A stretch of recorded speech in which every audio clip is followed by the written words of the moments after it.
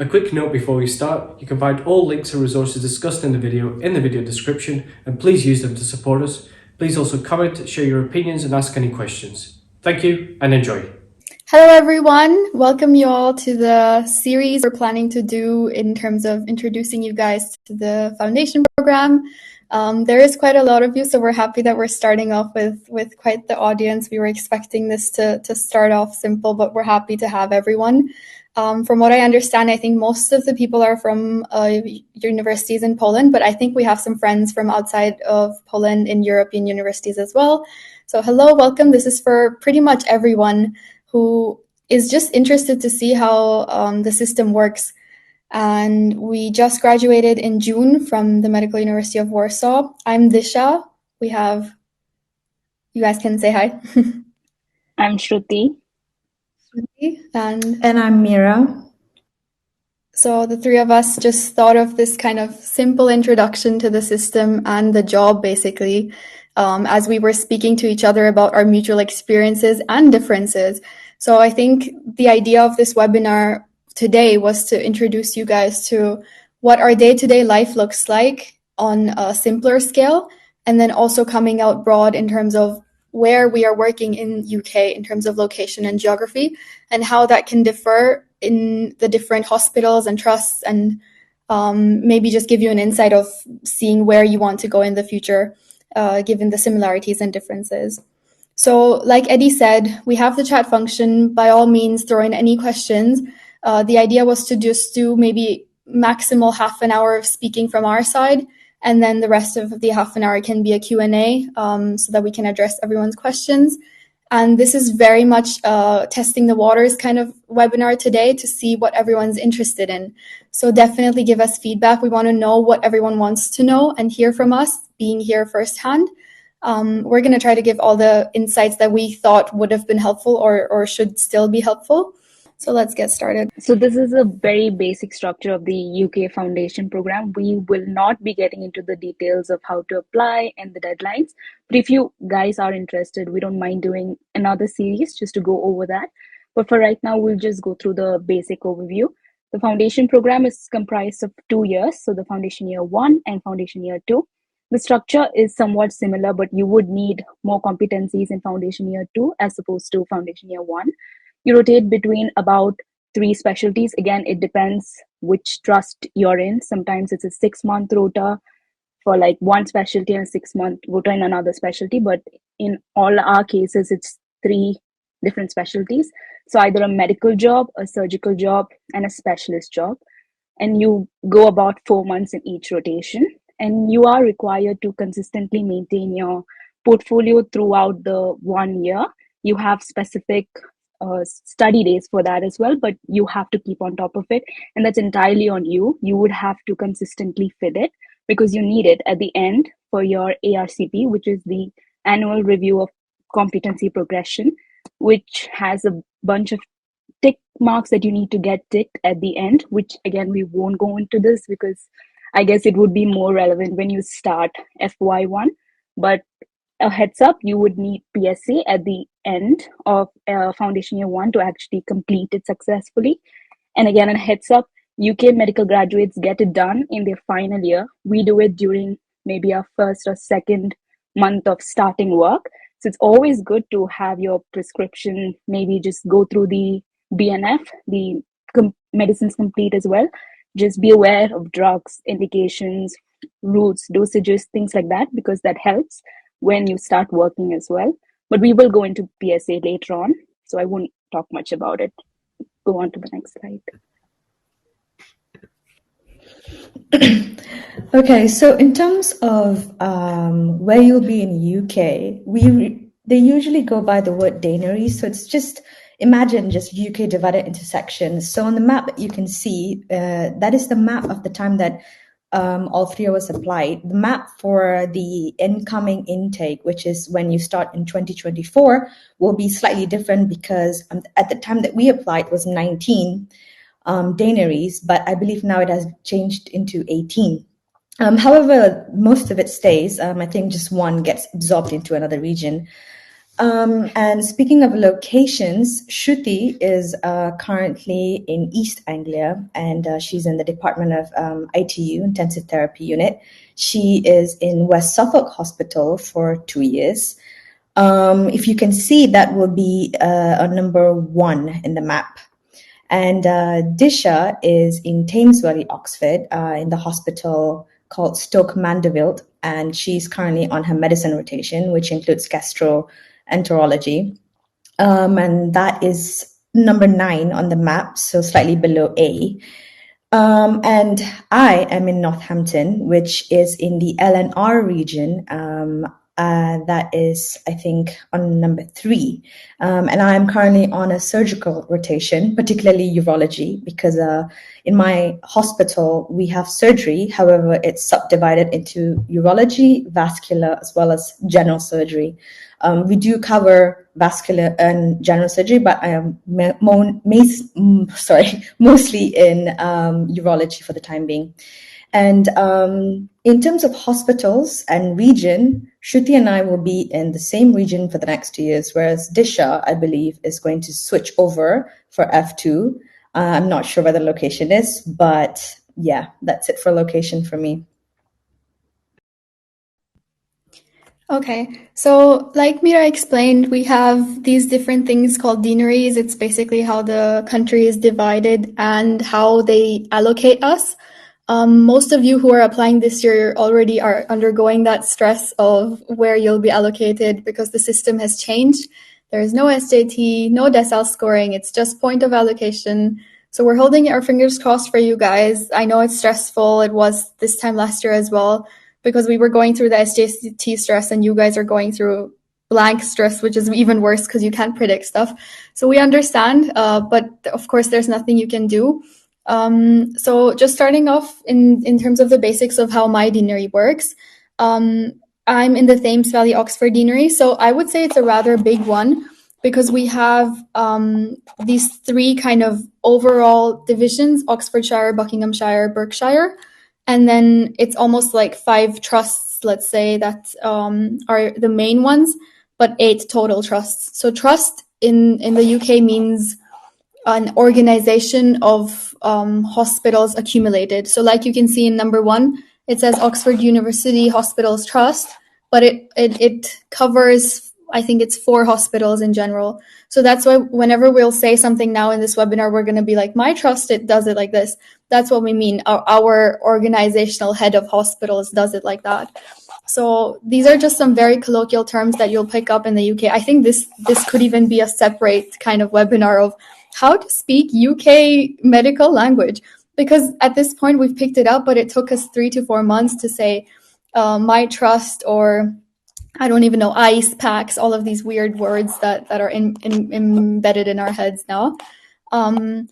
So coming back to my deanery, I'm located now for this first year in DGH. So I'm in Buckinghamshire in Stoke Mandeville. And DGH, again, coming from the colloquial terms, stands for District General Hospital. So that's more of an outskirt or a regional hospital as opposed to a very big specialized center.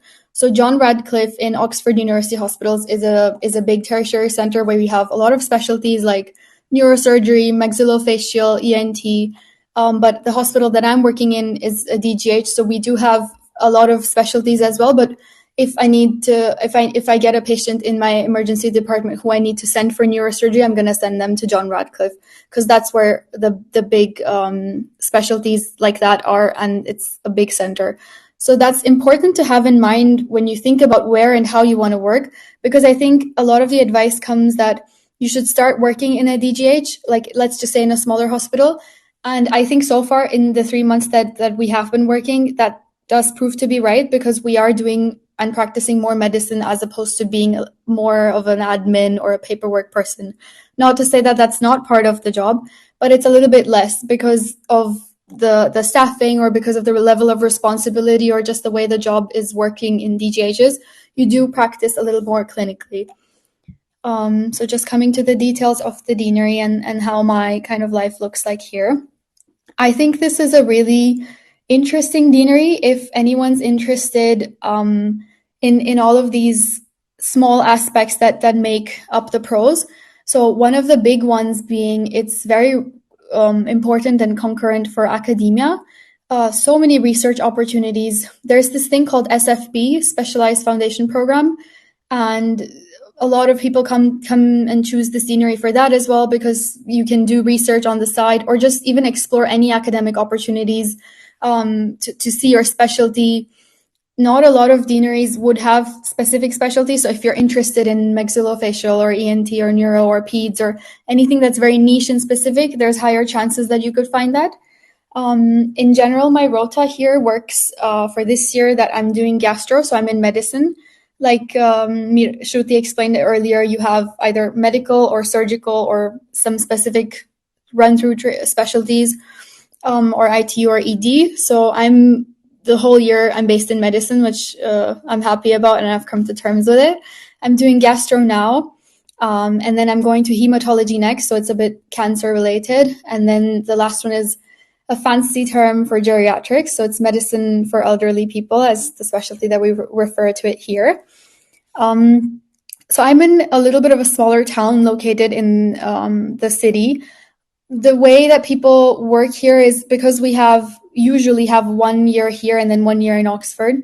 Either people live in Oxford and then commute from there, or they live in the smaller town. I'm in Aylesbury, and they live in the smaller town and then just shift the next year. So I found this easier to just stay here in the city of my hospital instead of commuting every day from Oxford. And that does help a lot of things. The train to London is like 50 minutes. It's very convenient. And a lot of options for food, and Asian communities are large here. There's so many temples. I think one of the largest Indian temple in Europe is here. I'm Gujarati, so there's so many Gujarati people as well. I've been to so many festivals already, so many food options.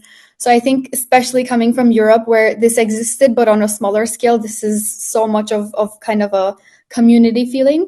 So that's definitely not going to be a problem. Taxis, buses, trains, great options in this town and deanery. I know of a few remote ones that, you would have to immediately get a car in, but this is a plus point as well. Con would, of course, be the cost of living.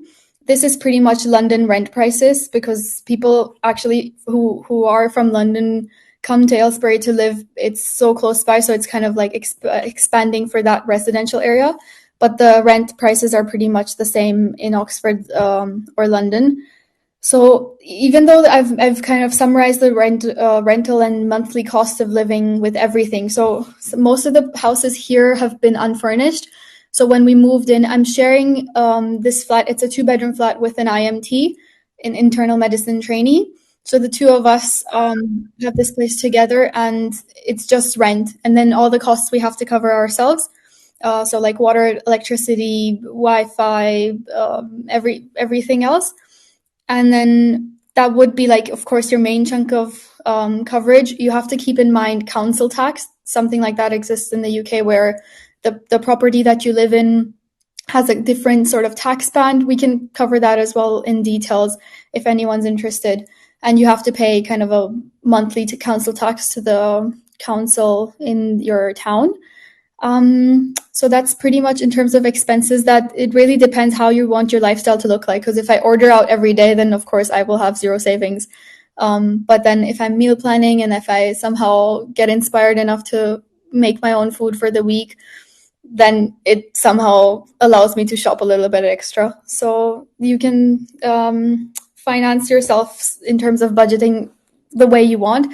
It is enough to get through on your own. I think that when we got in here, we got the impression that we definitely need help from our parents, which we did. When I moved, I didn't have any salary yet. So it was almost like I spent 2 to 3 months of salary before even starting, because it was an unfurnished flat, rent and everything. But at the same time, now that we're kind of settled in, it's really possible to get through with the salary we have if you're looking at your spendings. So it's really not that bad, let's say. But of course, it's not like we have a lavish villa or something. One of our friends who graduated with us, he's in Wales. So the cost of living there is so much more like he's living in a villa and loving life. So, things are different the way you choose them. It's just something to keep in mind. And then coming to the last point of how my weekly plan and rota looks like, I just got off of a set of night shifts. So that's pretty much how medicine rota would look like. You would have a set of nights, some on calls, and then just a normal weekly 9 to 5. We can also elaborate on that later. So I'm, as I mentioned earlier, I'm in the Northampton region. So as you can see, that LNR stands actually for Leicestershire, Northamptonshire, and Rutland. Although it says Rutland, it's actually specifically mentioning Kettering. So I believe at the point that I applied, it was actually the region, the deanery that had the lowest number of applicants, spots basically. I think it was around 150, whereas I think Disha's was about 700 and Shruti's was almost 400 or 500 spots allocated. So that kind of shocked me a little bit in the sense that, okay, if it's small, then it's probably going to be, let's say, not that feasible for me. But to my experience, it's been pretty good. The town that I live in right now is right in the middle of Northampton, and my hospital is about 10 minutes to where I live. Northampton is a very small town, but it is the biggest town in UK. It used to be a very rich, filled society, but then I think a lot of them, moved to London.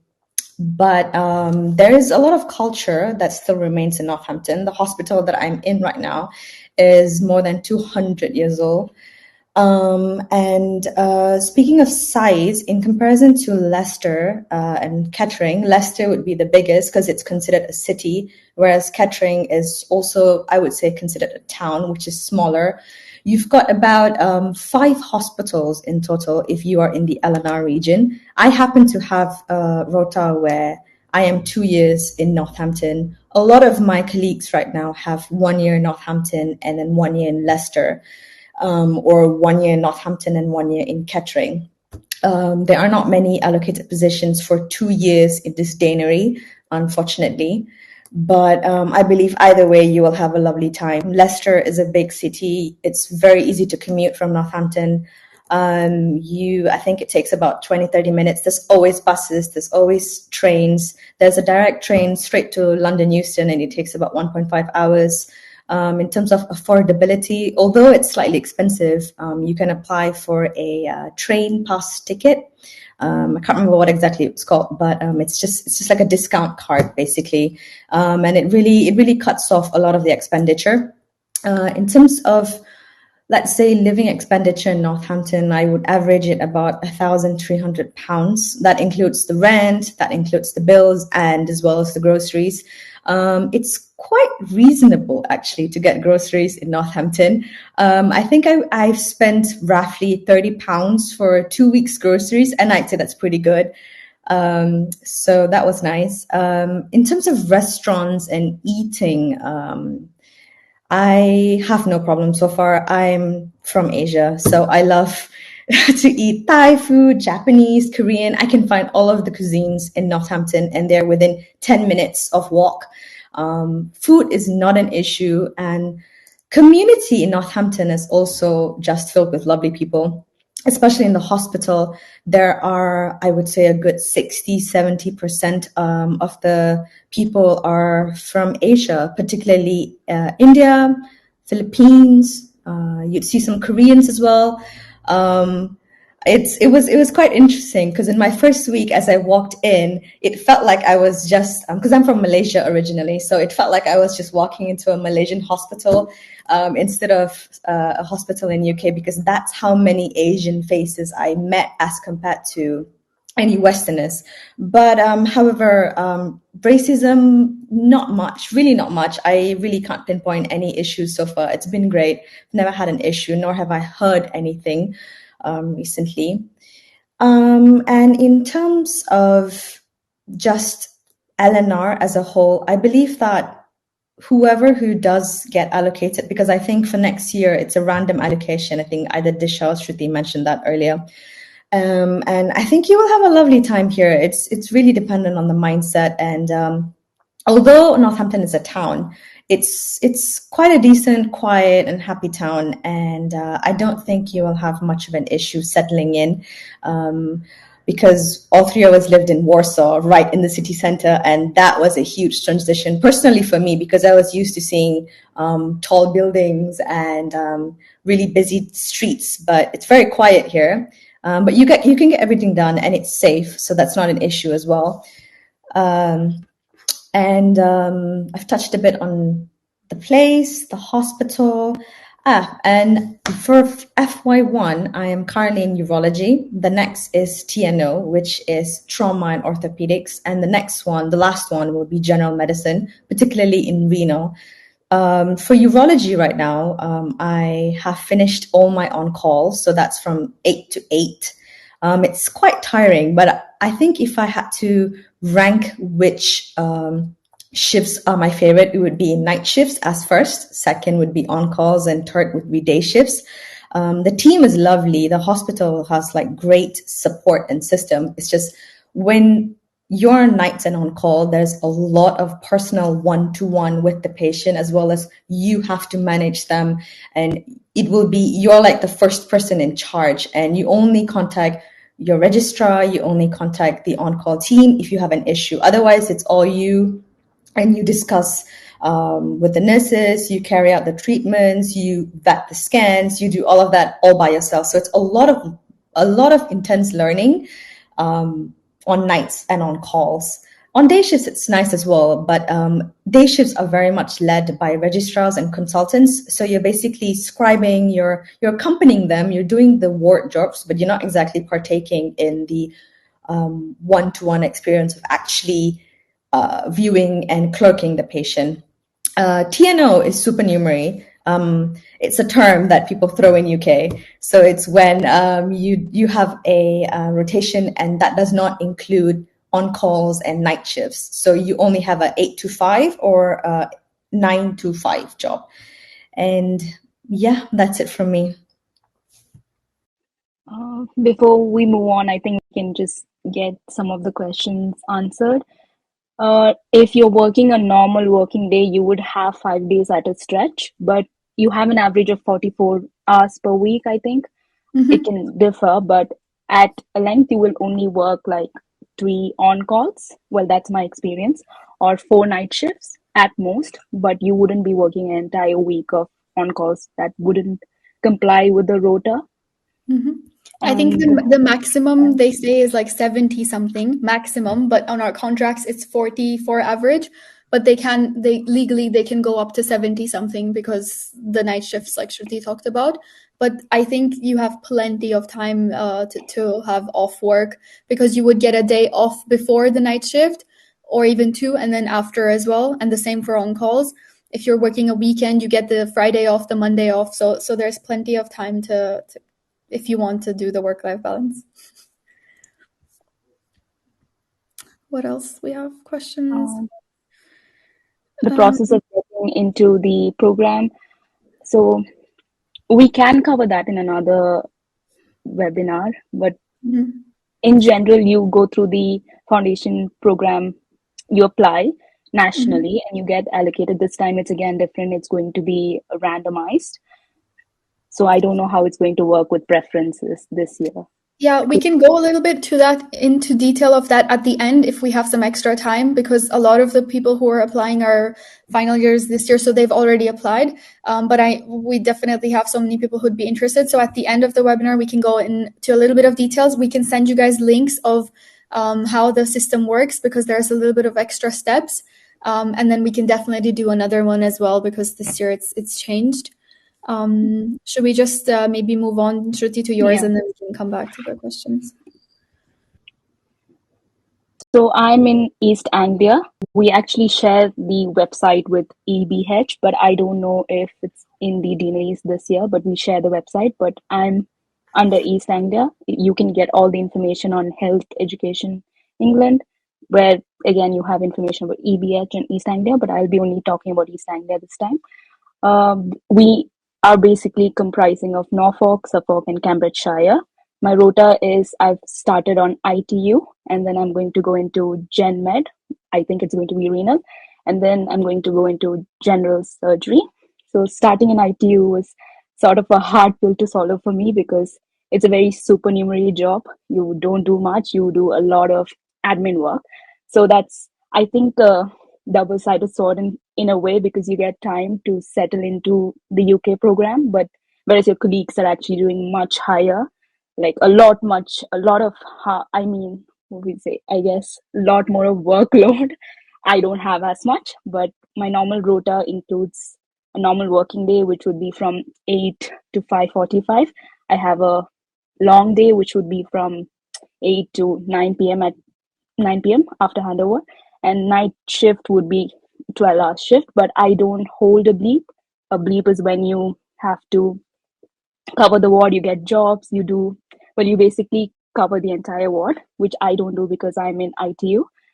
In general, I'm living in Bury St. Edmunds in the hospital, West Suffolk Hospital. That's where I'm working, West Suffolk Hospital. But the place is a town, like Mira said, it's almost similar, but we don't have much of a transportation scene here. I would say you would need a car, but most places here you can walk.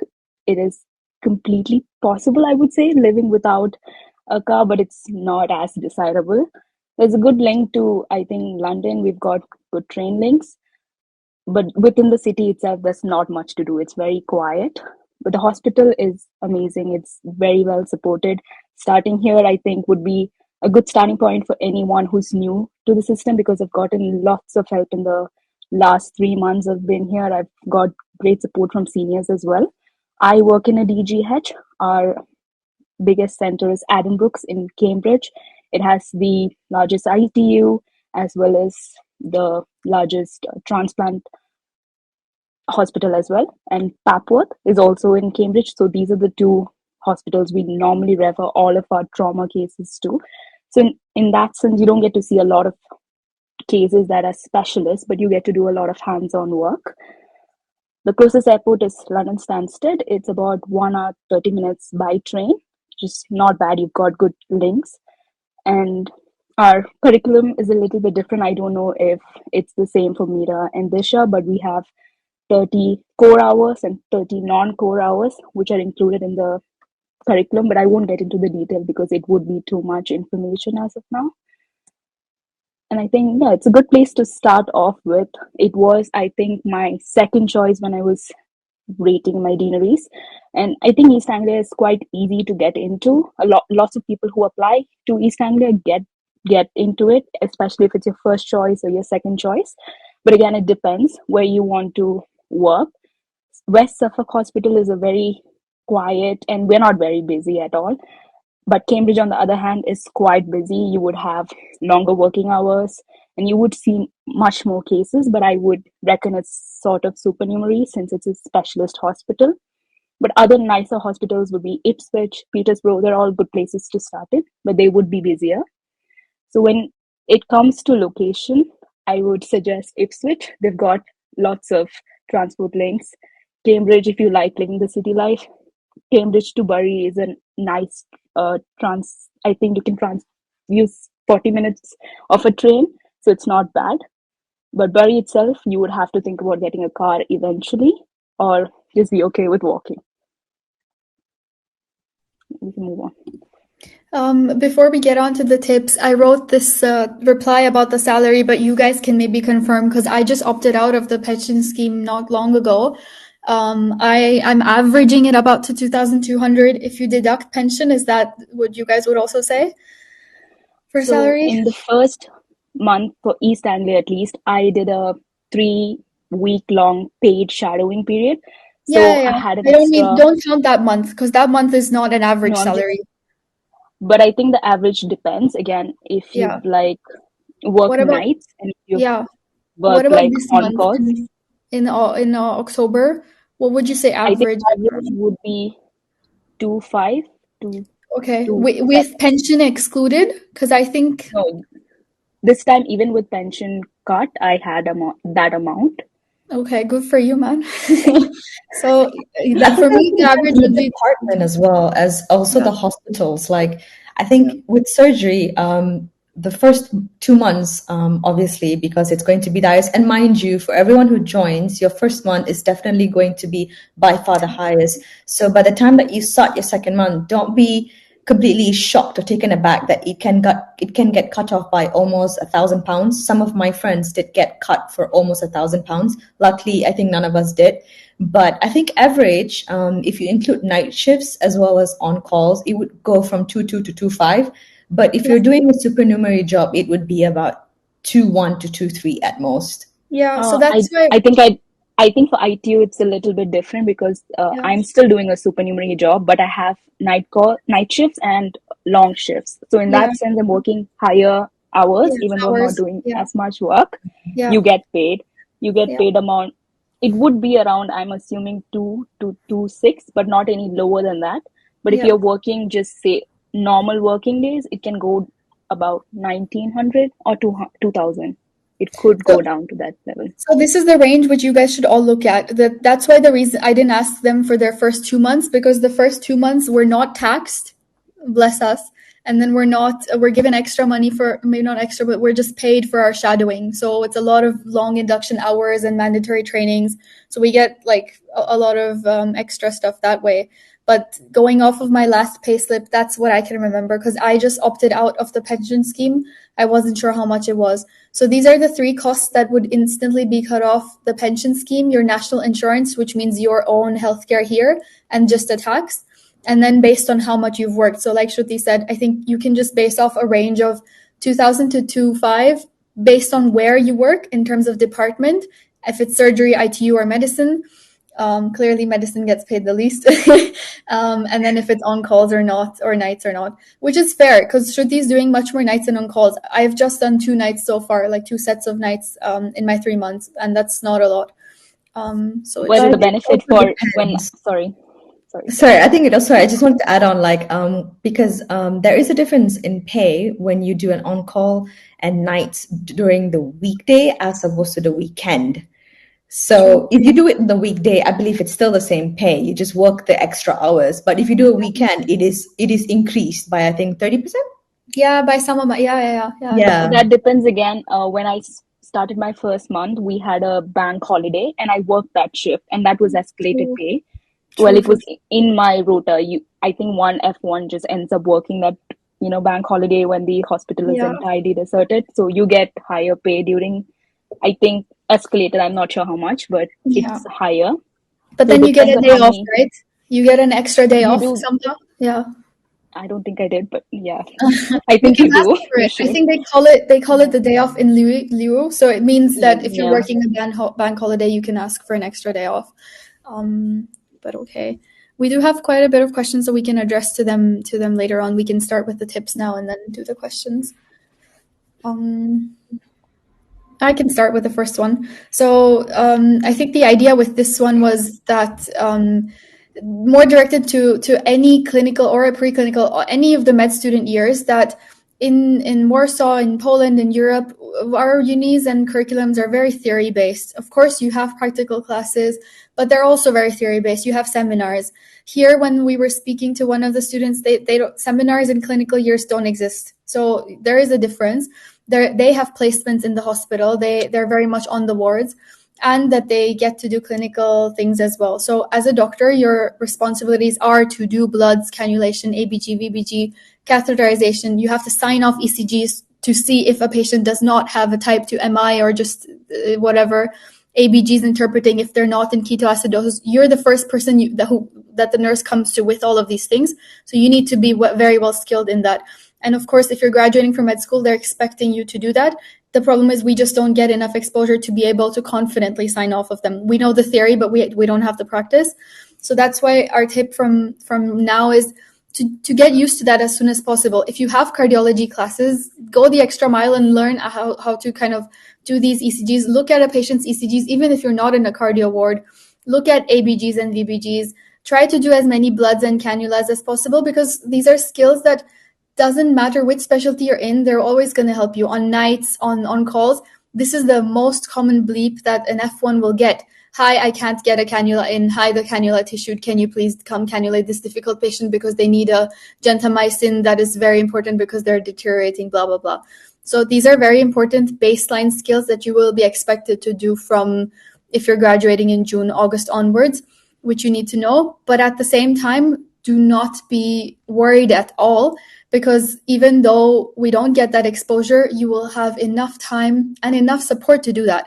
If you come in August and you've done 0 bloods and 0 cannulas, that's totally fine, because you can say that you want to learn, you'll watch someone, you'll shadow, and then you'll practice. It's really not a problem, but it's good to have it done if you want to, just to have it for your heart.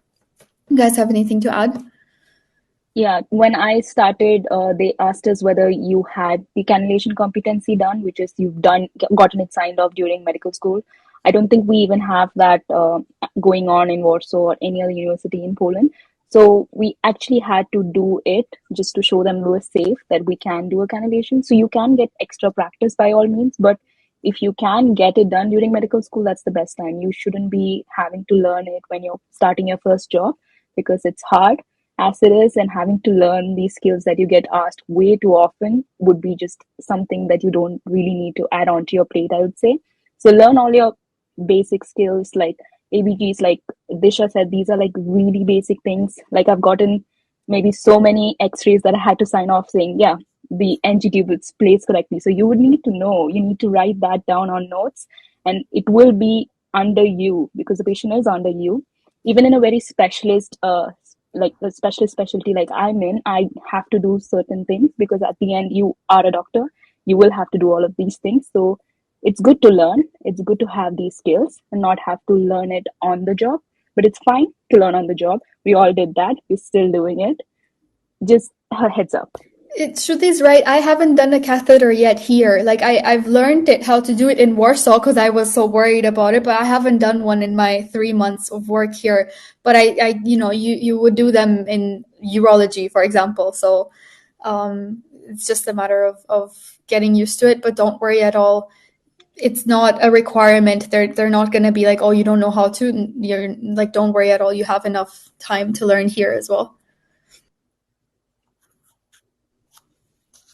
And I just wanted to add that the reason why we put up the fact that, gather as much basic practical skills as possible was that there is this opinion generally among UK doctors, particularly ones who graduate, who studied medicine in UK. They believe that F1s are actually competent at all sorts of practical skills: bloods, ABGs, VBGs, catheters, you name it. Ultrasound, Doppler, some things we've never done, some things I've personally never done. I'm in urology, and to know that I've never done a catheter, female and male, is quite daunting, honestly, because you're doing it on a person and you know that they have an issue as well. So it's not like you can just fake it till you make it in a way. So the first day was definitely tough, but the reason why we put up that was, it's in a way to kind of tell yourself, okay, I've got about a few months to just practice as much as I can. So when I get to the job, you actually are more confident and you're more aware of what to do, because there are a lot of equipments. Like, for example, and I'm sorry, I'm like lengthening this point, but like, for example, with catheters, you should know which gauge to use, the 14, 16. And then you should also know, it's not just watching a video and saying, okay, I know I'm putting it, through the penis and I'm pulling it upwards to make it easy. It's also, you've really got to see the equipment as itself, because the nurse is not going to come up and give you the equipment. You've got to go around the ward and find each of the equipments and then bring it to you and make sure it's sterilized. You're doing all of that yourself. And some days you're lucky, you get someone to supervise you, and some days you're not. And in urology, people in the hospital expect urology doctors to put in catheters, but it's really not. It's just when it's almost impossible, they call urology. So by definition, I will know that if someone calls me, then it would be a catheter that they've already tried to put in maybe 3-4 times, and the chances that I will get in will probably be low. So it's just a good thing to think beforehand, because the thing is, one more thing, just a small thing. You will notice that when you start working, you also have to fill in these basic practical skills as part of the ARCP requirements. There are a few practical skills that you need to be signed off, and if you can be confident beforehand, I guarantee you will have a much better day to day going through the list, because there is a list that you need to have it ticked off. So practical skills is a big one, just telling you that. Pretty much. I think we've summarized this point, but again, we have a lot to say. And I guess the idea of this series is pretty much to address to your concerns. So we're very happy you guys are sending us questions. We'll definitely do more webinars because there are so many interesting points everyone has. To summarize how you can get this point tip in your real life. If you're, for example, in your clinical years and you have classes like pulmonology, ask the teacher to show the x-ray of every patient you see and ask them how you would describe it, because that's your job as an F1 to describe x-rays and improve them, like Shruti said. If you have a specialty clinical class you're going to and you know that there's a basic practical skill you can do, make that initiative to ask for something you can do, because it's just going to help you in a few months. So about the PSA, who wants to take it?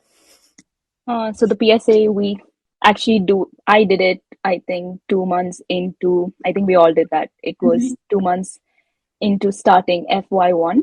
The difference is at that point, it's mostly just IMGs taking that exam, because UK medical graduates have already taken it, they compete in, they can prescribe. So you're going into the ward, you're not able to prescribe because you've not taken this exam, but you sometimes would end up having to prescribe because that's the reality. Sometimes there's staffing issues and you would have to. So I think the biggest tip is, if you are sure you're going into UK, I think most of you are, so then go through the BNF, the NICE website. That's where you get almost all information about drugs, treatment summaries, indication. So try and learn the basic drugs like hypertensive drugs, antibiotics, things that you would need to know when you start. That would be a great way to at least acquaint yourself with the website. I used Medicines Complete when I was preparing for the PSA. That helped me quite well.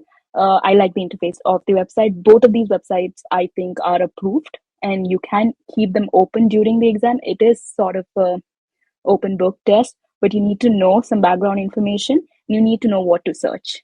That's basically the PSA. You would need to know what to search within a time constraint, because it was, I think, 2 hours or so. You have a lot of subsections to it, which I don't think we can go into detail right now, but it's a heads up. Go through the website, go through all of the pharmacological things that you need to know.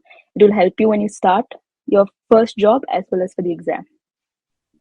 My personal tip would be to maybe 2 personal tips: to do a group session. We did a group study session, and that I think really helped me, because you discuss your concerns. If you know that you don't understand the question, you don't know how to do something, the other person might, and then you're also kind of sharing the idea, because you do feel a little bit like, oh, everyone else has done it, but I have to do it. But at the same time, there is no pressure, because sometimes UK med students don't pass the exam because they're taking it in their final year, and their resits are with us who are taking it for the first time. Because that's why you have 3 sittings in one kind of F1 year. One was in September with us, the next one is in March or February, and then the next one is probably April or May. So the idea is that you don't have to feel pressurized to pass it, but of course it gets it out of the way if you do. So if you're an incoming F1 in August, you're probably going to take it in September. So that's very, very early on. And then if you don't pass it, the next sitting is in February or March. So it's not a problem. There's 1 sitting every rota. But if you want to get it out of the way, just give it some time. Like, I think for me, 1 to 10 days of 1 week of to 10 days of like sit down, good studying of every evening or so. With the official question paper. So they give you an official kind of question paper on their website. You do it on the same interface, you get used to it, and then it's very possible. The only biggest problem is time constraint. Like, I couldn't finish the exam either because there was so little time. So you just need to get used to the time. And it's worth mentioning the website. The questions that we do have, they aren't similar to the difficulty of the exam itself. So it is a serious exam. You would have to prepare quite well for it. Some of the resources I think we used were Geeky Medics. I think I felt like the questions were the most similar to the actual exam itself. And there's a few other websites. We can go into that as well on a different webinar if you guys are interested. So that's a big one. You have to get it done in your foundation year 1, otherwise you would have trouble progressing. So that's something to keep your eye out for. Mira, you want to take the extra? Sure. So, what we meant by extracurricular activities is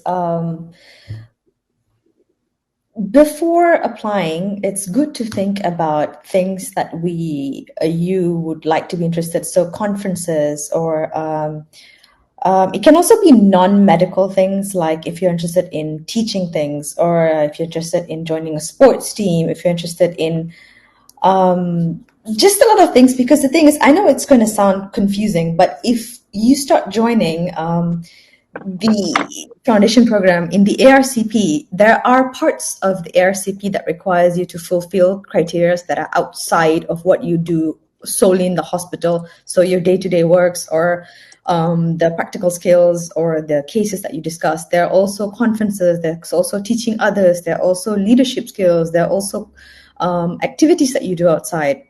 So, sorry, I'm just reading a question. So for research publications, it really depends. If you are really into research, then I would say a good 2 to 3 is good. But also it depends on where your research is publicized. If it's in a very good journal, then you can also put that into your, we call it the HORS website. It's basically the platform that we use to include all of these informations, and that is shared by the supervisors and everybody that is included in our support system. So they actually can view our progress and consistency throughout the whole 1 year. And then if we fulfill the requirements, then we pass the first year. But yeah, I think, and also I included audits. So there are these things. I believe IMGs are not aware, or at least in Warsaw, I was not aware with WOMB that we had the availability to do audits, or what they call in UK QIP, which is quality improvement projects. So what they do is, for example, right now I'm working on one. According to, because I'm in surgery, so patients who do procedures, for example, transurethral resection of the prostate, require to have a prophylactic dose of enoxaparin post-procedure. But we want to check through an audit whether or not patients are actually getting these doses, as it is vital in the continuation of treatment and care. So that is an audit. So basically what we're doing is you're taking something that the hospital does and you're comparing it with the guideline, the national guideline. It's better if it's an international guideline, so that really proves how concrete your audit is going to be. And mind you, you can present these audits in international conferences all over UK, and you get points in your ARCP, as well as if you want to continue with your CST, which we will mention later what that is. But yeah, it's really good to have an idea of what are the things you want to do, because once you start FP, you will realize that you also have to do things for the benefit of others and the benefit of the hospital. So you can start now thinking about them, because once you enter your department, it's going to be quite hard to maneuver if you don't have the right connection. So if you don't know where to look out, I think we can also do a short section later on who to contact or how to go about it. But I think that we can cover that a little bit later. So I think the idea of having like at least a few specialties in mind is that in your foundation year, you get to do a taster week, and you ideally do that in a specialty that you're interested in, or a job that you don't have in your 2 years, I mean, so that you can use it for your specialty training later on. Like for me, I wanted a pediatric job, but I unfortunately didn't get any in both of my years. So, well, if you want to strengthen your pediatric, say, specialty application, you would need some sort of interest in the field. So that's through taster weeks. You can do audits in the department. That's another great way to get involved in the specialty itself, because honestly, all of us don't get the specialties that we are completely interested in, and that's okay, because you learn a lot. You still learn lots of skills, and at the end of the day, it's just going to make you a better clinician. So don't pay much attention to what rotas you're on. Just make sure you learn a lot from the rotation, learn things that you can use in other rotations and you can use in your future as well. So that's why I think that's important, to have a good idea of what you want to specialize in. It can be a few different ones, that's fine, but you need to know that, at least streamline it so you can apply for taster weeks or do research in that particular specialty. I think I also want to touch on this tip about the electives. I did an elective last year, and I highly recommend to consider doing it just for yourself in terms of making a decision of whether you want to come into the system and country. It's not that it's gonna be a problem or not, and it's not gonna give you any benefit in your application either because they don't take that into consideration. But I think the fact that not many people do it and consider it is why I'm kind of pushing on it, because everyone in the UK has the electives embedded in their final year, which we also did. But it was just a matter of not kind of considering it, doing it here and time wise. But I recommend these two routes of path. So if you're thinking about it early on, if you're a fourth or fifth year now, then definitely apply from the official routes. And I recommend like Oxford, Cambridge, everything as well, because they take European students in, and it like barely 2 students have been from VUM, so of course they're going to take a lot. So one, I highly recommend doing the official kind of university pathways, and it's really simple. You just type in the university you want to do the elective in and literally write medical elective. Everything will show up. And then the other way you can get in is you can do a trust grade hospital-based thing. So you literally just type in the hospital and then write medical elective, and a form might show up or someone's email might show up or something. And even if that kind of internet search doesn't help, you can even just contact a doctor, the three of us. That will be a bit harder, of course, because we have to kind of put in the effort for this and find how our trust policy works. But this is also an option. So when I was applying, that was my backup of, if nothing works, I can just ask someone and kind of shadow them and help them.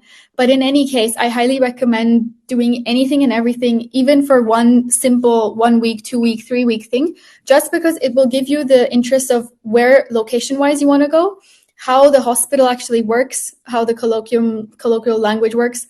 And then it gives you so many opportunities to do these practical skills, like we said, because we literally hunt med students to give them to do bloods and VBGs and ABGs. So this is like just a star deal agreement. So definitely recommend that. And it's very possible and easy to kind of get in. Okay. Really quickly about this.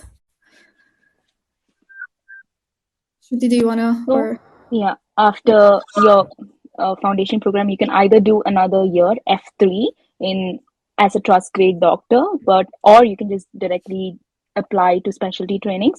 So there's just a normal specialty training, or you can go through academic specialty training, and the years depend on various specialties again. But you finish 2 years, then you go into the core, which is 3 to 9 years depending, and that's when you take all the parts of your MRCP-CH exams, and then you have to go through again the same ARCPs that we go through every year for like the competencies.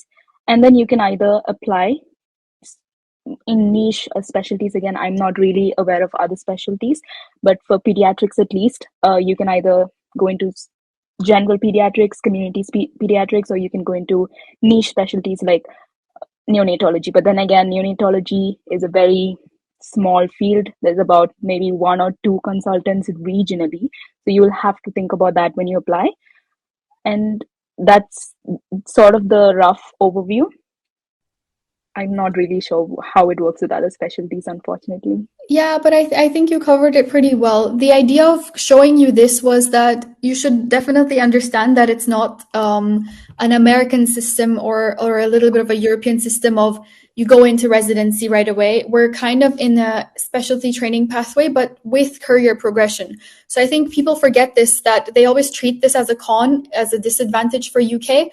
But I think if you look at it right, it's a very big benefit, because we're always going to be working in a job that's always going to help us to train. So yes, maybe it'll take us 1 or 2 years longer or the same time like an American resident, but at the same time, we're doing a lot of things for career progression. Foundation school is like intern year in the States, or like stage in Poland, with more clinical and practical exposure and responsibility. So if anything, it helps us to progress with our career, and you have endless options and endless jobs. So you're almost never going to be jobless.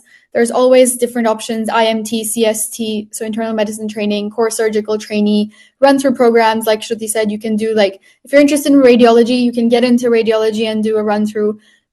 Endless, countless options. It's just a matter of being aware, knowing what you like, even if you don't know what you like, you can just apply to IMT and then explore your options. The idea, like Mira's kind of enforced, you need to keep your Horus and portfolio updated. You need to show them that you know the skills. Because imagine if you're an employer, you want to see evidence that someone is skilled. For a person like us who are coming from Europe, where we know already that it's very theory based, you get less opportunities because of countless things like language issues and curriculum problems. If you have someone like that, you want to see their evidence. So that's how this country kind of enforces that. And that's what I like about this country as well, that it's very education and training based. Mira mentioned this as well. We get days off to do our portfolio. It's one day to sit at home and figure everything out. So that's something that doesn't exist in Europe, America, or Scandinavia, wherever. Because I think the idea is that they embed your career progression, training, development, portfolio with your job. So it's almost like you're an improving clinical doctor with your actual job, of keeping yourself updated hand in hand. And I think this is a very plus point with a lot of the problems in the system as well, but this is where the way that they're kind of trying to make it up. It's also worth mentioning that 3 to 9 years is just, well, the timeline you can finish it in. You can also finish it earlier if you're competent enough. You can get into consultancy earlier on, but it's not recommended because you do need that time to strengthen your skills. But you are very much, it's possible to actually shorten the duration, and you get something called time out of training as well, where you can take some time out to do either maybe an F3 year or something else, some other clinical rotations that you want to do. That's all allowed here, as well as less than full time, where you don't work the entire full rotation. You can work lesser hours, but again, your training would be lengthened. So there are ways to shorten or lengthen it. It just depends on what pathway you want to take. Yeah, this is a very good point as well, because for someone who maybe has a family or just any different other factors that they're considering, that, a lot of people, of course, have this as their first career option, as their first job. So this is the main source of financial salary. But a lot of people do this as a second thing, and they're not financially dependent on just the medical job. So you just want to do it for less hours a day or less hours a week. And that's also very possible. So the way I look at the foundation program is it's kind of one generalized source, but you can adapt it and function it to how it wants to work for you. Because if you want to do the second thing, like I said, that, you want to go in for less hours or less days, you just apply for time less than full-time training, LFTT,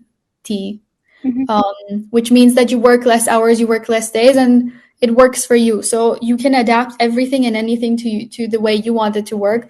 Countless options of supervisors and any projects that you want to do. Like Mira said, there's, unlimited options. The support, I think, is impeccable. I think that's another plus point of the country and the program, that everyone is so nice and polite here. There's never going to be anyone who's not going to help you. There's never going to be anyone who won't answer a question to you and won't guide you. You will always have someone to go to. So it's never... General, sorry. Yeah. And in general, I think what I've noticed is that you don't get put on the spot for things, and there's no blaming culture here at all. You learn from it.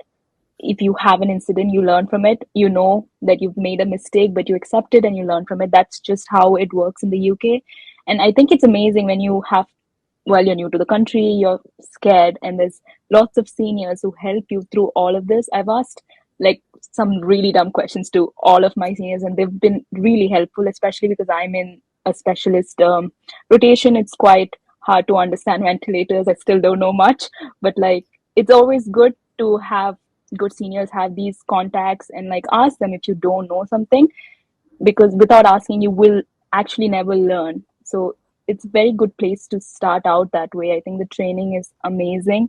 It teaches you so many things, and working with patients, I think, is the best teacher of it all. You learn so much. So it's a good place to start. Use the opportunities you get, seek out more opportunities, and don't be scared to ask questions. I just wanted to add something really quick. I know we passed this point earlier, but I was speaking to one of the ST3s. So these are doctors who are specializing in neurology right now, who've done the MRCP exams. So there's 3 portions to that MRCP exams. I'm not going to touch into that. What I wanted to include was that One of these doctors actually recommended that because it's a 7-year training course, that for 4 years you can kind of take it out in a way and do LTFT and include a PhD. So mind you that whilst you're working and studying to become a consultant, you can also reach consultant level with a PhD whilst being in that program. So you don't have to worry about doing an extra 3 years later on to get the PhD, the doctorate, basically. So you just want to say that you can include that into the specialty training program as well if you want to do research along the way. You're not going to pause that training. It's just going to continue and you'll have more time to yourself. I'm just going to touch on one of the questions that we've had. We do have a set number of holidays. It's 9 days per rotation, and you don't get to take it. Like, you can't take, if you want a day off tomorrow and you're like applying today, you won't get that day off. You would have to apply 6 weeks in prior to get them to, well, sort of the ward cover, because it can be understaffed. Well, in the specialty I'm in, I've applied lesser than 5 days and I've gotten those leaves approved. I've gotten my night shifts approved. I've got my long days approved because I'm very supernumerary. So it really depends on the rotation you're in, but you definitely can't do that during your medical rota or your surgical rota. So it's quite limited, 9 days per rotation. And I don't think you can take it on your on-call shifts and nights. You can't. No, you can't Only take them your on. normal days. Yeah. So it's 9 So I days guess for a 4-month rota, because all of us are on 4 months, but people who would be on 3, I think they get 7. So it depends what rota you get, but that still combines to an average of the same, because we're doing 9 days in every 4-month rotas. And in my trust, I can't combine them. So if I didn't manage to use all of my 9 days before my 4 months end, I cannot take it to the next one. I guess it's the same for you guys. it's the same. It's the same, yeah. And in general, we just use our annual leaves in conjunction with the rest days we already have. That's the only way you can get something long. But I don't think any of us have gotten anything longer than 1 or 2 weeks. It's just not possible because there wouldn't be ward cover, and there wouldn't be a time when all of your colleagues are just off on annual leave. So it has to be like managed. So you have to apply 6 weeks prior. So if you have any plans for any occasions or functions, you would have to try and swap out your long days or just arrange something on your own to have that days off. But it's not easy. But in general, like Shruti said, if you combine, you can get stuff off. So combine your off days. I mean, so for example, if you're on a normal, like this week, if I have a Monday to Friday 9 to 5, so my Saturday, Sundays are usually off if I'm on that call, unless I have night shifts or on calls. But if that weekend I don't, my weekend is off. So I'm taking a vacation, and I managed to do 10 days because I took 2 my off weekends, and then I just did annual leave for those 5. So it's very possible to kind of micromanage and do those things. The only thing is you have to find someone to swap your night shifts and on calls, like Shruti said. But it's very possible because you have so many people to exchange it from if you're in a rotation of such. So this thing is basically called annual leave, where you request it from your rota coordinator in advance. As soon as you know where you're working, in June, most likely you would, or even like end of May, and you have some dates that you know you want off, you can email them and just say, hey, I want annual leave for this, because the earlier they know, it's so much better for them. But in no way I feel that this is less, because most of the time you also have a lot of, off days like we talked about before nights or after on call. So that already feels like, let's say, holiday. And then you have annual leaves as well to take to travel. So I don't think, I have one of my friends who's in the medical rotation, and every weekend he combines an annual leave with the weekend and he's off flying. So I think going away and taking leave is the least of your problems here. You will definitely have so much time off. And you can't combine your leaves, as in if you have 9 days per rotation, you use it within that 4-month period. You cannot take it forward. So you can't have all of your 9 days added up together. You can't do that. So you'd have to finish it off in the rotation itself. So I think that's what we all struggle with. Sometimes you just don't have that long of a break. You have to finish it off in the, I think, 4 months. And if you have a balance of like 3 days or something, you get paid for it. But anyway, your annual leaves are paid, so I would suggest take them. Take it, like, why not?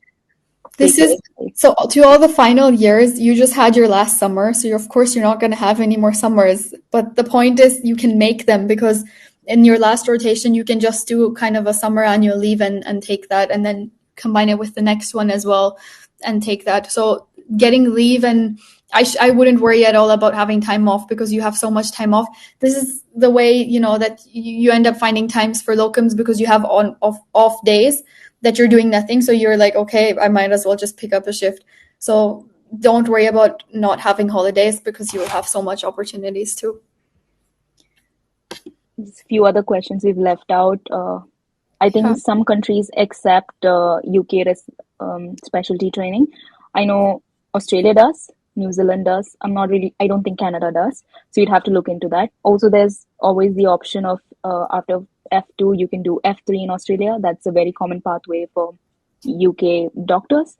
Again, depends on your preference and what you would like to do after this. Yeah. And relocation between F1 and F2, I think you get to know that at the beginning itself, like that you would have to either rotate during your F2 year. When I was applying, I made sure I wanted both of my years in one particular hospital, so I referenced all of them like higher up. I didn't really pay attention to which hospital it was. I just needed it in the same area. So you do get to do that. But you won't get to midway. They won't tell you midway you would have to move a hospital. You'd know where you'd be based for both the years. So you can choose where you want to live based on that. So like Shruti said, if you know you're in the same hospital for 2 years, you can find a place in that area. For example, for me, like I said, some of my colleagues are commuting from Oxford because they know in the second year they have to work there. But then I'm living here and I might move next year. So everything really depends on how you want it to be. I think our consensus would be to live near the hospital and live in the city center of your town because those are the most easy and accessible things for you.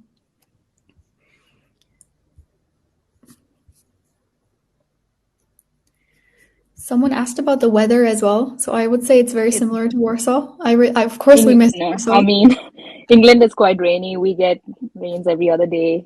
So it does. I think, of course, the rain stereotype is very true. You will see the forecast on your app and it will say no rain. And then you walk out and it's raining in your face. So that is true. Like it rains out of the blue.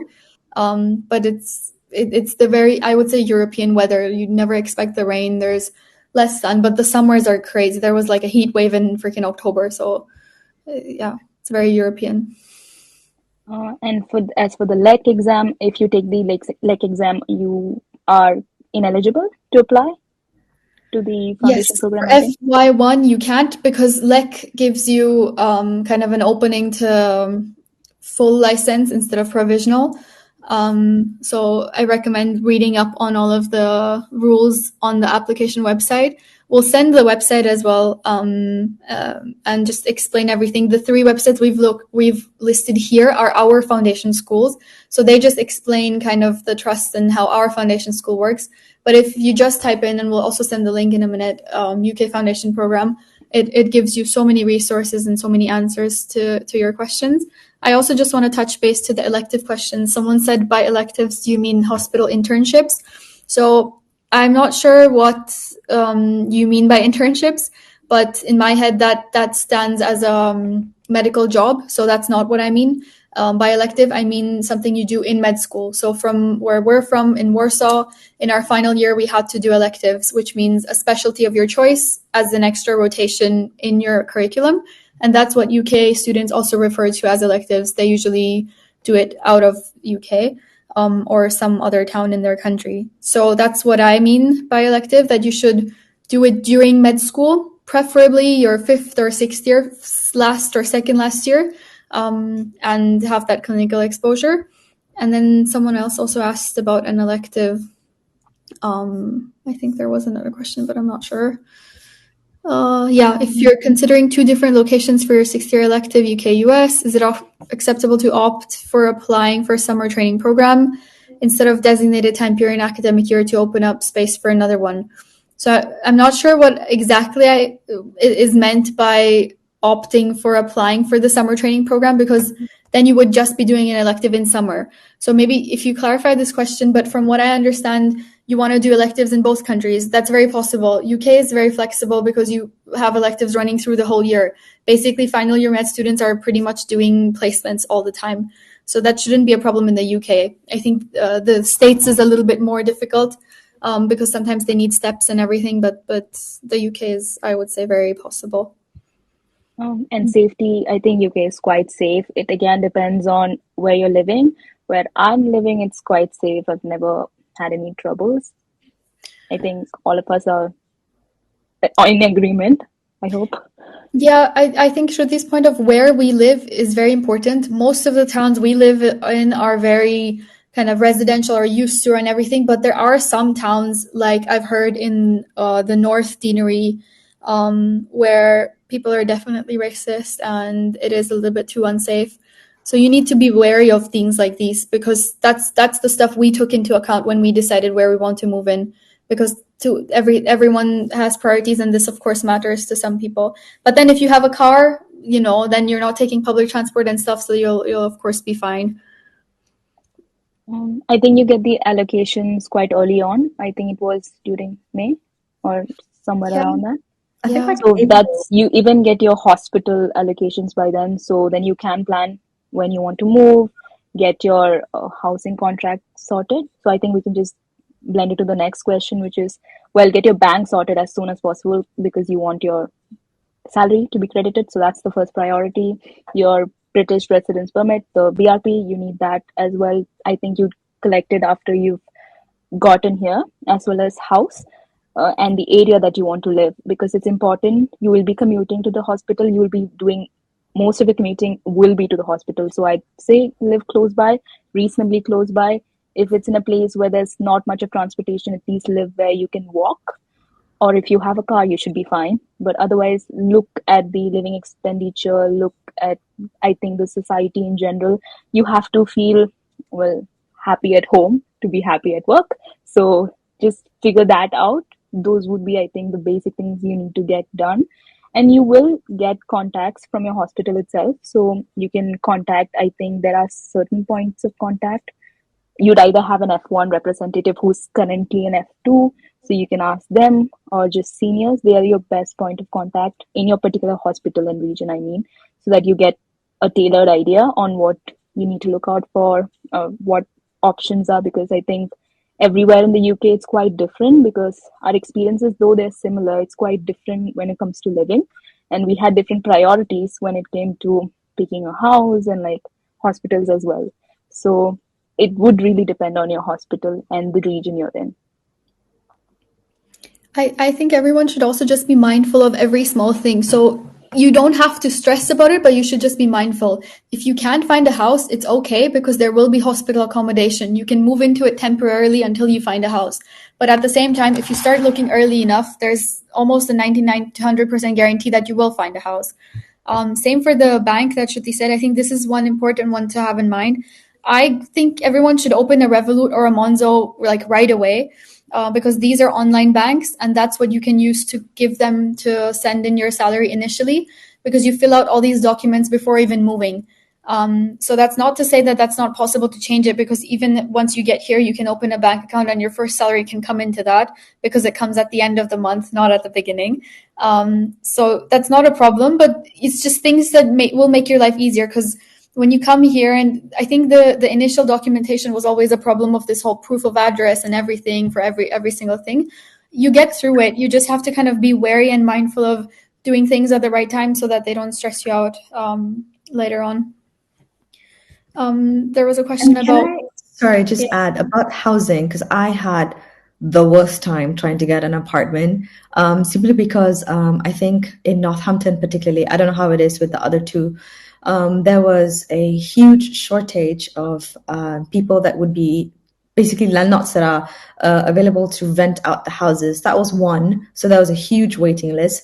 Two, apparently, because when I was in Warsaw, I could just sort of look through the websites or go through an agency and look at the pictures and call the landlord and then fix it up.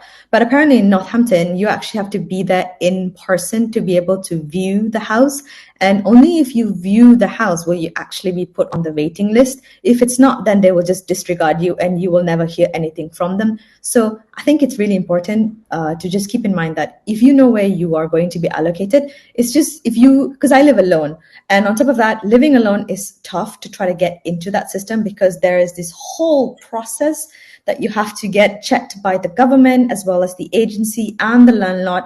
And you have to show proof of the living expenditure as well as your bank balance as well as your past. I had to show proof of past landlords from Warsaw as well. So it's a whole process. So I think it's important to start as early as you can with that, but it depends on the region that you're going to be allocated in. But yeah, just putting that in. And also with banks, I think these two have mentioned online banks. I don't have any of that. I have a HSBC account simply because it was quite impossible to open Lloyds or any other banks because they require proof of address, and proof of address requires your right to work and right to do 100 different other things, and they are all basically in a cycle, and your hospital needs to approve a lot of things before you can actually have the right, as well as your BRP. Your BRP is a very important card.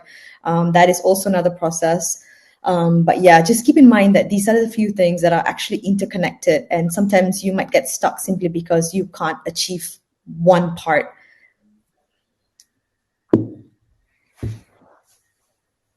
And also worth mentioning, have your contracts checked by the British Medical Association. Sign up as soon as you get here. Also the MDU.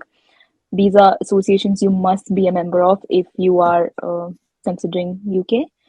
So that's again when you've started your first rotation. I'll just address to this gastro one. What kind of jobs does an FY1 doctor normally do? For example, in gastro, what does a normal day look like? So I think it depends on what type of shift it is. It's pretty much 3 in medicine for me now. I have a normal 9 to 5 work day. I show up, we have a ward round, a mini one. We just go through the list like in 10 minutes and see, like what has happened overnight, kind of get a mini handover from the nurse, and the consultant is there. So in UK, you have a consultant who's the specialist doctor who's already done his training. And then you have your registrar, we call them Reg, who are in specialty training. And then you have like your IMTs who've started specialty training. And then you have foundation doctors, so F2 or F1. And then nurses, physios, discharge coordinators. You have like a whole multidisciplinary team that work alongside together. So this board round happens with everyone because sometimes we have social admissions. So the patient is just stuck because they're waiting for a care home or a carer or something. So the discharge coordinator will say, oh, today the carer is coming to see them. So it's just updates like that. So we have 10 minutes of quick board round. Then we start the actual ward round because I'm in medicine. So we have quite long ward rounds because that's where we actually practice our day-to-day jobs. We see every patient. Usually it's one junior, so like an F1 or an F2 with a reg or the consultant. And then you just see them, you see what has happened to them overnight in the whole admission, make a plan. If they're very sick, you make an urgent plan of, okay, what do I need to do now and today? If it's a long-term plan, you figure that out. And then that's where kind of we're like, because we're in a paper-based trust. So me and Mira have paper notes. We physically handwrite things, which is very new to all of us, but it exists, unfortunately. And then there's most of the trusts which have EPR, electronic patient records. So you would just type it into the computer. And then it's midday. So we have a bigger kind of DFM meeting, which is where everyone sits and talks about every single patient in terms of what we can do to progress their admission. If someone's very sick, we discuss why they are. If someone needs a surgery, we discuss how to figure that out. If someone needs anything else, we do all of that. And that's where our job as juniors comes to make a jobs list. So we're just making a jobs list while we go for every single patient. What are the things to do? Pros is a lot of exciting things can come into this. That's why I like gastro for the rotation, because we do have a lot of practical and hands-on skills. So one big one is ascitic drains, paracentesis. That's our job as F1s to do it. So ascites is when you have a lot of fluid in your belly because of different reasons, and you need ascitic drains sometimes to remove that fluid. So we can do that as F1s. We can watch one, learn one, and then do one, then eventually teach one as well. So if acidic drains come up, that's an exciting day. Get to do a procedure. But then if there's a lot of patients to send home, so there's a lot of TTOs to be done, which are discharge letters. So that's a little bit of an extra kind of admin day. So yeah, the afternoon is doing the jobs and then wrapping it up. That's a 9 to 5. On calls, I think we're already explained. We hold a bleep for ward cover. So we just go around, someone bleeps us. It's like we have to call them back and they tell us what they want from us. Or we're taking in and clerking patients from the emergency department.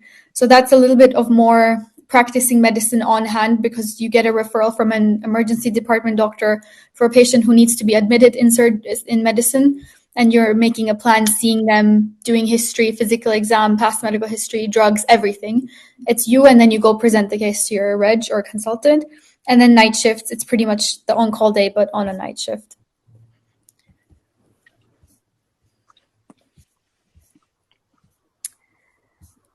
And I think the surgical job is also quite similar, but for specialist jobs, it's similar, but you mostly just shadow. So I think you get like secondhand information or knowledge, which is a good place to start if you're new to the system. You get to know lots more about specialist niche things that you don't exactly see during the ward rounds or like anything in like medicine or surgery. Just to clarify, ward cover is when you cover, if you're in medicine, you cover all of the specialties in medicine. So like renal, gastro, everything. So you would be seeing all of these patients that you've not seen before, and you would have to be dealing with issues that, well, sometimes you don't know about, but that's just how it works. But you learn a lot when you've done a few on calls. I'm sure you guys have figured it out on the job. For me, I've not had any on calls, but I've seen my registrar go take all of these cardiac arrest calls as well as trauma calls. So that was a good learning experience. It helps you understand how you need to analyze. And I think one of the biggest things I've learned so far is what patient to send to the ITU and who not to. So that's a good learning point. So it really depends what you get. But if you get specialist departments in the beginning, it's really hard to just be supernumerary and not do much as opposed to your colleagues. But you learn later on and you will do more harder jobs later on. So it's just enjoy the rotation. If it's a very chill rotation in the beginning, just take that time to learn the system. If it's a hard rotation in the beginning, it's okay, it's preparing you, and you will learn on the job, and it's okay for you to not know things on the first day. Most of us didn't, and we're still figuring it out, and that's completely okay. Which is why I've also put up these resources like you can see on this slide. The 2 important or 3 important resources I would recommend for you to take away is Geeky Medics and Mind the Bleep for medical content. They're very good UK-based kind of guides where, let's say if you're in a pulmonology rotation right now, go search pulmonology or lungs or whatever on Mind the Bleep or Geeky Medics and see what they have, because that will help you to correlate what you're studying now with how clinically you would do that in your job in a few months. And then you have a little bit of a better idea. And then the second thing is, I know you got a lot of information overload today, but the takeaway message is focus on what you have now and try to just add in small things from what you think will help you for in a few months to help improve what you have now. So don't just leave, like, of course you're going to study for your finals, but don't just leave that into the side. Make that as a priority still, because this is the biggest, stressor of 6th year finals. You have to study everything, application, different countries. It's a lot to deal with. You don't need to add extra stress of, I need to prepare for foundation. No, because we're here, we didn't do that. Everything's fine. But just make small changes. So if you're going to a clinical class, use that time to expertise yourself into the small skills will help you. So if you're going to any class, like I remember cardiology classes were great. You practice ECGs. In any class you see that that you're going to have a practical class. And then even for preclinical years, if you have, pathology or micro, whatever going on, use that time to actually develop your knowledge well and then ask questions that you think will be relevant. Because we have conversations with microbiology every day, and we need to know what antibiotic stands for what organism.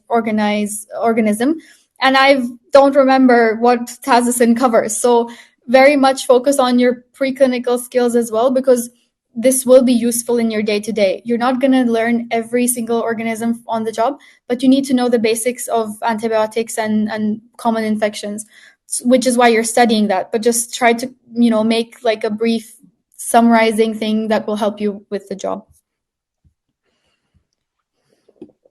And for information regarding foundation schools, you guys can just the Mesli website. It's really nice. It sort of gives you a good idea on what each foundation school is like. So you can look at that before you. I don't know if this time you can't, I think, choose your allocations, but it'd still be good to know what the area is like and what it has to offer. So I think they could rank them this year, which is why it's still helpful to see how you want to rank them. But of course, let's just see how it turns out. Someone asked about which deaneries offer hospital accommodation. So mine does. You guys Mine does as well. Yeah. But of course, you have to come to terms with it. The hospital accommodation is very much like a shared dorm. Basically, you have your own room with maybe an ensuite, so a bathroom, but you're sharing the kitchen definitely. So you're living in a flat with 4 people. You have to come to terms with this is a very baseline kind of thing. And if you're fine with that, then of course go for it, because you don't need more. But if not, then like Mira said, think about accommodation very early on. It becomes a problem. Someone asked about in med school when we were on breaks, did we shadow practical experience in Warsaw of any sort? So our curriculum was every summer we would have summer practice. And I think most of the summers, it's good to, 1, rotate in the specialties you want to see, and then 2, just try to get through these things of maybe practical skills or seeing what you want to do. So we would have fixed things we would have to do. After first year, it was like some sort of nursing. Second year was emergency. Third year was internal. Fourth year peds, another surgery, OB. So there was a lot of stuff we had to do. And I think it was kind of good that way that we had to do. But this is what I'm telling you guys to use, that you can do these practices or extra time that you have off in different countries, in the UK, in different specialties. Like, use the opportunity you have to kind of hit 2 birds with 1 stone, because you can fulfill your med school requirements plus get that extra experience to see what you're interested in specialty wise, and then try to gather these skills. Just a quick touch on the FY2 standalone. Yes, I actually have someone who's currently an SHO in my hospital who's doing a FY2 standalone. Basically, what they really needed was to show that they've done 6 months or 1 year internship. I think if you do stage, I'm not sure with the technicality of it, but you basically need internship, and just be mindful that FY2 standalone is quite tough to get in, not for the fact that it's difficult, but for the fact that there's lack of space. You have a FY2 standalone if someone from F1 doesn't make it to F2, hence that position is empty and you are able to fill it in. It's not like there's a special separate program that is allocated for you. Do you guys want to take up a visa question? Because it depends on your visa. Yeah. Visa, I applied in Poland.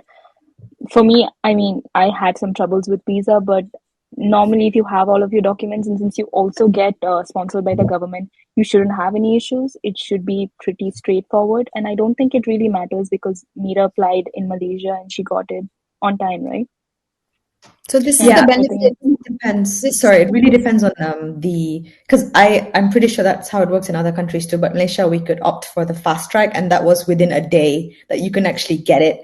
So it really matters that you actually put in the application, because it does take, I think, about a week or so for them to really process it. And then if they lack any documents, then you actually have the time. So to try to do that as early as possible, just so you're prepared to go in for the appointment and to get your biometrics done and all of that.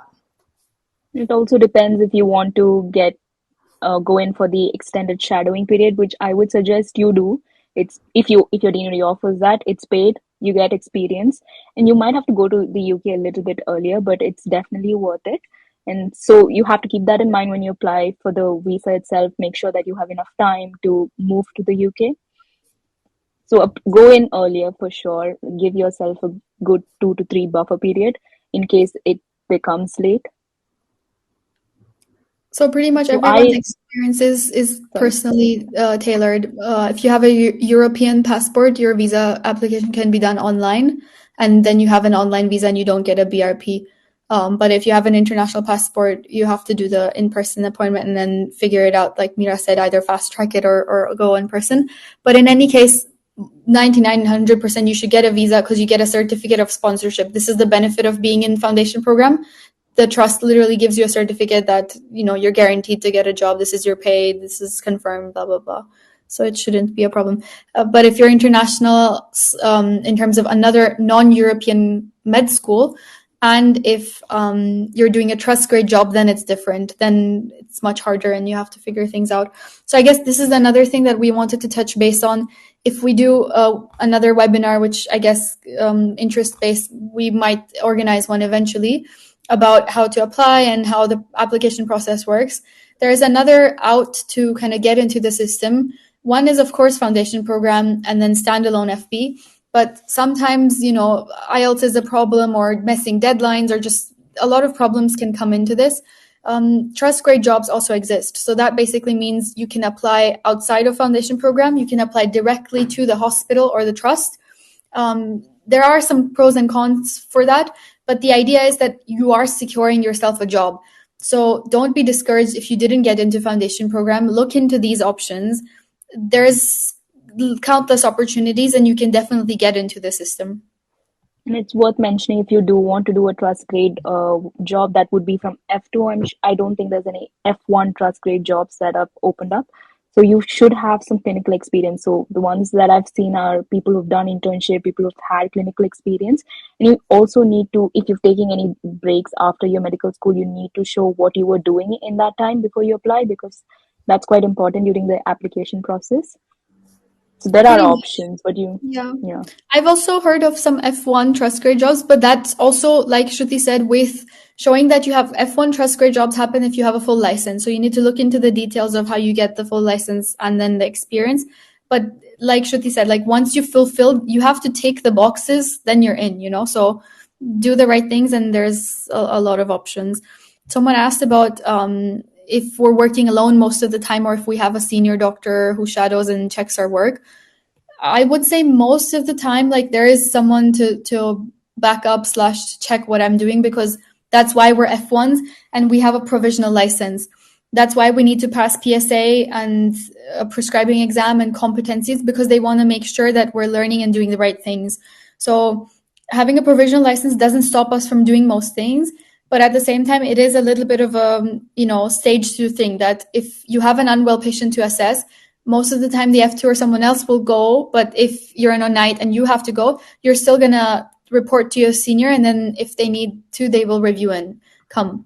So you always have help available. You always have someone else. And most of the time people will ask back if they don't check the work. So it's never that you're alone.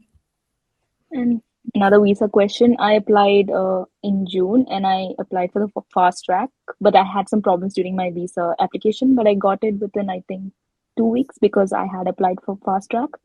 It depends. If you do the normal pathway, I think it takes 2 to 3 weeks. So it really doesn't matter if you've given yourself that buffer. And I think the process for visa, I think we can do another webinar for that, because it would be too much to overload you with information right now. So if you guys are interested, we can do another webinar for sure. Quickly about the elective, I think this is also something we can add on the application process for another webinar, but it really depends where you want to apply. So I did it in Oxford last year and they do 1 year in advance. So the applications for doing it next year are closed now. But if you want to do it in 2 years, then you apply next year. But that's just one university that I've done. Countless other universities. UK has incredible amount of opportunities. Just search up the university and medical elective. They'll tell you everything you need in terms of deadlines and application. If you want to do a very local thing, you can even ask 1 month in advance. But if you want to do it through the university, then it's better to think about it a year in advance. If you have a Polish passport and Canadian passport, it is easier. You mean in terms of visa? I would say yes. So I have a Polish passport and I, of course, found it much easier because all I had to do was sit online and fill applications and then wait for my appointment. And then you get like a notary appointment online or whatever. Everything's online. And my visa is also like literally online. So I would say yes, it's much easier with a European passport. So we really hope everyone kind of liked this, enjoyed this. Thank you, Eddie, so much. This is a very good platform to kind of start it off from. Guys, subscribe to the Google Calendar from the Council of English Divisions. They have amazing resources in terms of chats as well, opened a lot of things everywhere. We're very happy to have this platform and continue using it. So thank you guys so much. Thank you, everyone. Thank you. Please tell us what you liked or disliked about the video and ask any questions in the comments. If this video is useful, please give it a like. All links discussed in the video can be found in the description, and please use those links and subscribe to the channel to support us so we can keep producing content. Thank you, and maybe watch another video.